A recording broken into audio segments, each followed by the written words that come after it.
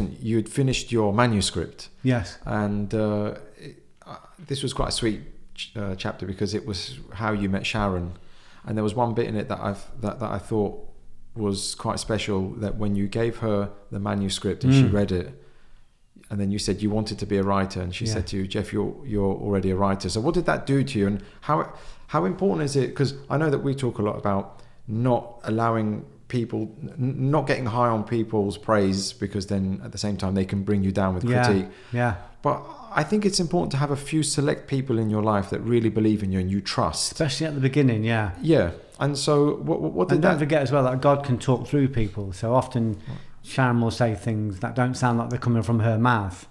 But what did that do to you at the beginning? At the very start? Yeah, transformed my life.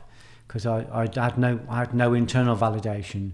I was steeped in conditioning. I felt I was pretentious. I got enough courage from the doors to write the book and start showing it to a few select people. But I gave it to Sharon and said, I want to be a writer. I said, I'm trying to be a writer. When she brought it back, she just gave it me and said, you don't need to try and be a writer, you already are a writer. But she said it as though she was saying, oh, you're wearing a blue top today. It was like so matter of fact. It was so, I loved her confidence, and that she wasn't bothered what anybody else thought. She just loved the book. She saw the truth. She saw the truth in it, and it was, that validation in the early days was really important for me. But you have to be careful, because you can give it to the wrong people, and they could, with my first wife, when I didn't give her my play to read, the first stage play I ever wrote, which I think was a good piece of work, I seem to remember. And I come home from work and I said, oh, where's my play? And she said, it's in the bin. And I said, what do you mean it's in the bin? She said, it's in the bin. She said, it's full of language. And it was ripped up, it's destroyed, my only copy.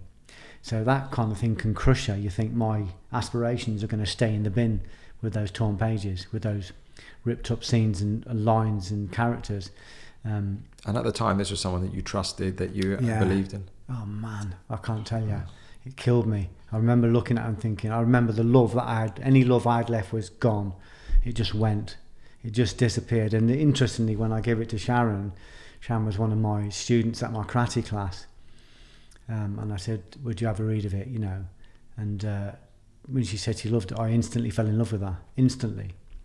I just loved her. I thought, I'm going to love you forever. It was just it was because I was when you give a manuscript, obviously at some level I would have left my manuscript lying around for my wife to read, in the hope that she might be that she might validate it, that she might come with me on the journey.